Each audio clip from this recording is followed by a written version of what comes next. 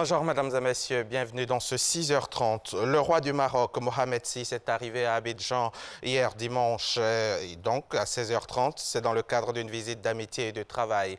Le souverain chérifien a été accueilli à sa descente d'avion par le président de la République, Alassane Ouattara, avec la première dame, Dominique Ouattara, en présence du vice-président de la République, Daniel Kablan-Duncan, le premier ministre Amadou Gon Coulibaly et bien sûr quelques membres du gouvernement. Cette visite qui prend fin le 30 novembre prochain est la deuxième en cette année 2017, une preuve de la solidité des relations entre le Maroc et la Côte d'Ivoire. Jérôme Kofi Aboula.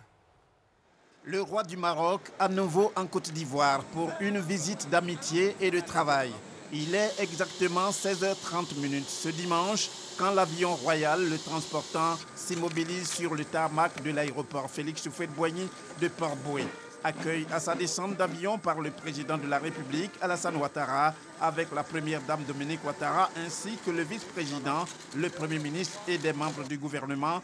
Honneur militaire, courte pause au salon d'honneur du pavillon présidentiel. Tels sont les temps forts ayant marqué l'arrivée du souverain chérifien à l'aéroport Félix Houphouët-Boigny dans la capitale économique de la Côte d'Ivoire.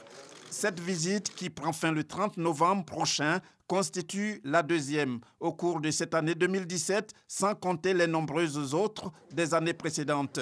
Une preuve de l'excellence des relations entre le Royaume du Maroc et la Côte d'Ivoire. Si le roi marocain Mohamed VI saisit l'occasion de cette visite pour être présent au 5e sommet Union africaine-Union européenne prévu les 29 et 30 novembre 2017 à Abidjan, il sera le premier chef d'État et de gouvernement à fouler le sol ivoirien pour prendre part à cette rencontre. Le président de la République, Alassane Ouattara, a accordé récemment une interview à la chaîne de télévision France 24. Le président s'est prononcé sur plusieurs sujets d'actualité, notamment la question des migrants vendus comme esclaves en Libye, un sujet qui sera certainement abordé au cours du prochain sommet Union africaine-Union européenne qui s'ouvre donc ce 29 novembre ici même à Abidjan. Je vous propose d'écouter un extrait de l'intervention du chef de l'État. C'est une ignominie, c'est un fait, je crois, dont les auteurs doivent être traduits devant la Cour pénale internationale. C'est un crime contre l'humanité. C'est inqualifiable. Je trouve cela tellement dégoûtant et tellement choquant que je considère que l'Union africaine a bien réagi, le président de l'Union africaine. Et nous n'avons pas attendu d'ailleurs ces événements. Depuis 2015, nous avons rapatrié près de 1000 personnes et nous sommes en train de faire venir à peu près 400 ou 500 autres. Et nous sommes dans ce processus parce que nous avions des informations que les Africains étaient maltraités dans ce pays. Mais il ne faut pas que ce soit le seul sujet non plus. Nous avons toute la question de la coopération entre l'Afrique et l'Europe, entre l'Union africaine et l'Union européenne. Ça, c'est quand même au centre des préoccupations. Le thème de notre rencontre, c'est investir dans la jeunesse pour un avenir durable. Donc, il est clair que la migration, ces faits d'esclavage seront donc au centre des discussions. Abidjan accueille donc le 5e sommet Union africaine-Union européenne les 29 et 30 novembre ici à Abidjan, en Côte d'Ivoire. C'est la première fois qu'un pays de l'Afrique subsaharienne est désigné comme hôte de ces assises. Dans cet élément, notre reporter Mahama Traoré revient ici sur l'historique de ce sommet dont la première édition a eu lieu en l'an 2000. C'était au Caire, en Égypte. Au départ, c'était le sommet Afrique-Union européenne. 17 ans après, l'appellation a changé pour devenir Sommet Union africaine-Union européenne. Toutefois, l'objectif est demeuré le même, à savoir renforcer les échanges et les relations entre l'Afrique et l'Europe. Cette nécessité sera au cœur du premier sommet tenu début avril de l'an 2000 au Caire, en Égypte. Lors de cette rencontre, dirigeants africains et européens s'engagent à donner une nouvelle dimension à leur partenariat, à l'entame du nouveau millénaire marqué par la mondialisation rapide. Conformément au principe d'alternance adopté par les deux parties, Lisbonne, la capitale portugaise, va abriter le deuxième sommet en décembre 2007. Sommet qui voit l'adoption d'une stratégie conjointe Union africaine-Union européenne. Objectif, ouvrir une nouvelle ère de coopération d'égal à égal entre les États membres des deux organisations. 3 ans plus tard, en 2010, Tripoli, la capitale de la Libye, est l'hôte de la rencontre. Dirigeants africains et européens optent alors pour une démarche inclusive, c'est-à-dire impliquer toutes les couches de la société pour la bonne marche du partenariat. La dernière édition du sommet remonte à décembre 2014. Elle s'est tenue à Bruxelles en Belgique sous le thème « Investir dans les personnes pour la prospérité et pour la paix ». Après Bruxelles, Abidjan, la capitale économique ivoirienne, est choisie pour abriter le 5e sommet, une première en Afrique subsaharienne. Sont attendus sur les bords de la lagune ébriée plus de 5000 participants, dont 83 chefs d'État et de gouvernement. Tous mobilisés pour relever les défis liés à l'épanouissement des jeunes générations sur les deux continents à travers le thème « Investir dans la jeunesse pour un avenir durable ». Souvenez-vous, du 6 au 17 novembre dernier, s'est tenue à Bonn en Allemagne la 23e conférence des partis COP23. Plus de 190 pays, dont la Côte d'Ivoire, ont participé à la rencontre sur le climat. La délégation conduite par la ministre Anne-Désirée Ouloto, ministre de la Salubrité, de l'Environnement et du Développement durable, au terme de cette rencontre de haut niveau, a fait le point de la participation ivoirienne au stand de la Côte d'Ivoire à Bonn. On en parle avec Grace Kando. La 23e conférence des partis COP23 sur le climat s'est inscrite dans la poursuite des actions concrètes et des négociations des mécanismes de mise en œuvre de l'accord de Paris sur le climat relatif à l'atténuation, l'adaptation, le financement et le renforcement des capacités. Au thème de cette COP, le chef de la délégation ivoirienne dresse un bilan. Nous avons gagné beaucoup. La Côte d'Ivoire est encore crédible et toujours crédible et compte parmi les nations sérieuses qui savent honorer leurs engagements. Nous avons renoué avec tous nos partenaires. Nous avons renoué avec le FEM, avec le Fonds vert pour le climat, avec le PNUD, avec la Banque mondiale, avec tous ceux qui travaillent aujourd'hui pour nous accompagner dans nos différentes initiatives nationales et régionales. Cette COP23 a aussi vu la participation des acteurs de plusieurs secteurs d'activité. Nous sommes venus avec les chocolatiers, parce que nous sommes d'abord les premiers intéressés, pour proposer la nouvelle formule de cacao bio de Côte d'Ivoire. C'est vrai, nous sommes premiers en cacao dans le monde entier, mais il faut maintenant produire du cacao de qualité. Nous avons bien entendu participé à tous les travaux, voir tout ce que nos confrères dans les autres pays effectuent comme action concrète, parce que le segment média étant également un vecteur, un objecteur de conscience, le segment média aussi se met à la disposition, bien entendu, de l'État pour procéder à la sensibilisation, à la promotion de la lutte contre les effets néfastes, disons, du changement climatique. Selon la ministre Anne-Désirée Ouloto, la délégation ivoirienne présente à Bonn en Allemagne était composée de 178 personnes provenant notamment des institutions de la République, des collectivités, des ministères et du secteur privé.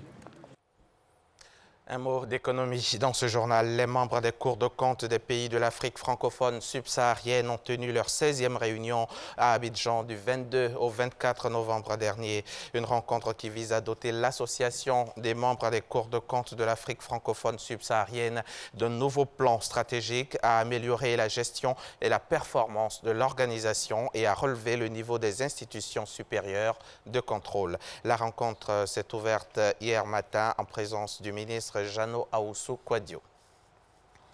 La Cour des comptes est une juridiction administrative chargée principalement du contrôle des finances publiques. Regroupés au sein d'une organisation, les membres des cours des comptes de l'Afrique francophone subsaharienne tiennent leur 16e réunion annuelle visant à élaborer le nouveau plan stratégique de l'organisation pour les 5 prochaines années, de réfléchir sur le projet de règlement intérieur, la problématique de l'audit externe des finances publiques et d'examiner les nouveaux outils de vérification permettant de codifier et d'harmoniser la pratique de l'audit dans le secteur minier en Afrique francophone subsaharienne. Vous savez que le monde évolue et c'est comme ça que les règles aussi évoluent. Il faut apprendre toujours ces règles et on est confronté peut-être à des moyens financiers. C'est pour ça que nos partenaires techniques et financiers sont toujours là pour nous aider. Nous contrôlons l'exécution du budget de l'État. Nous contrôlons l'exécution des entreprises publiques, des communes, des régions. partout où il y a de l'argent public, la Cour des comptes est le contrôleur indépendant. Nous sommes garants en dernier ressort de la bonne gestion des impôts que vous payez. Le Conseil régional de la formation des institutions supérieures de contrôle des finances publiques d'Afrique francophone subsaharienne, en abrégé CREFIAF, avec pour organe exécutif le Comité régional du renforcement institutionnel, CRRI, est une association internationale créée en 1997 au Cameroun en vue d'assurer le renforcement des capacités des institutions supérieures de contrôle des finances publiques de l'Afrique francophone subsaharienne. Ses objectifs principaux, entre autres, promouvoir la lutte contre la pauvreté et la corruption, ainsi que la coopération entre les institutions supérieures de contrôle des finances publiques. La famille des militaires parachutistes s'agrandit. 50 soldats viennent d'obtenir leur brevet. Ils sont aptes à intégrer ce corps d'élite. Brevet donc obtenu à l'issue d'un stage régional de près de 3 semaines tenu du 6 au 24 novembre dernier en Côte d'Ivoire, dans la localité d'Assini, au sud-est du pays. C'était avec l'appui technique et logistique de l'armée française. Formation à laquelle ont pris part 28 autres soldats de plusieurs États de la CEDEAO qui ont eux aussi obtenu leur brevet de chef de troupe aéroportée. Suivons là les temps forts de cet exercice de saut en parachute avec notre reporter Konaté Moussa. Base aérienne d'Abidjan, échange entre militaires. Ensuite, c'est la prise d'équipement de façon individuelle. Les sacs accrochés sont vérifiés par des instructeurs. Et enfin, tous embarquent à bord de cet avion pour un exercice de saut en parachute. Théâtre des essais, cet espace dans la localité d'Assini, au sud-est de la Côte d'Ivoire. À 400 mètres du sol, des militaires sont projetés.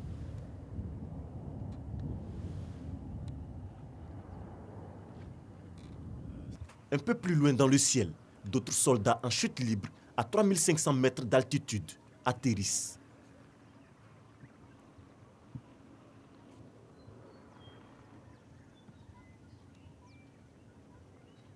Geste répété une dizaine de fois pendant près de 3 semaines.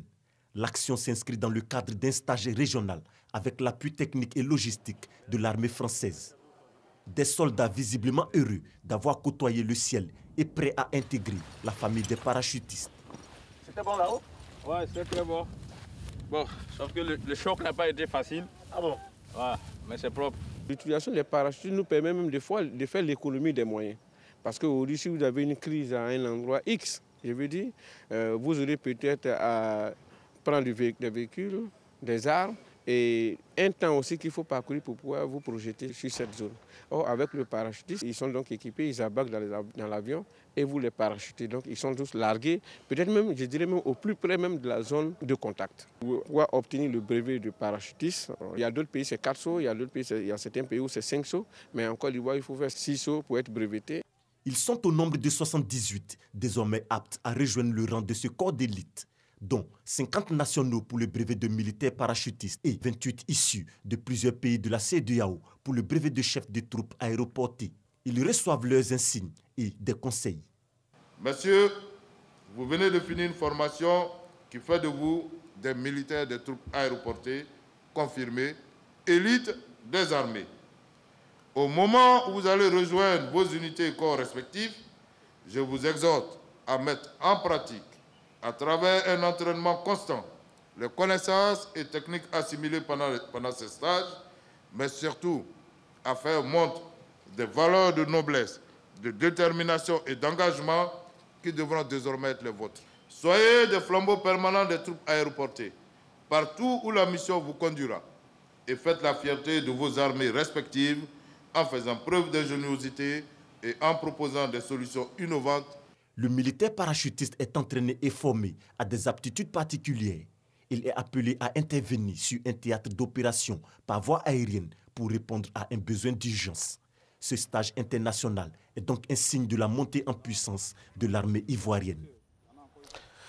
Un mot d'actualité internationale pourrait fermer ce journal. Direction le Sénégal pour commencer. Khalifa Sall n'a plus d'immunité parlementaire.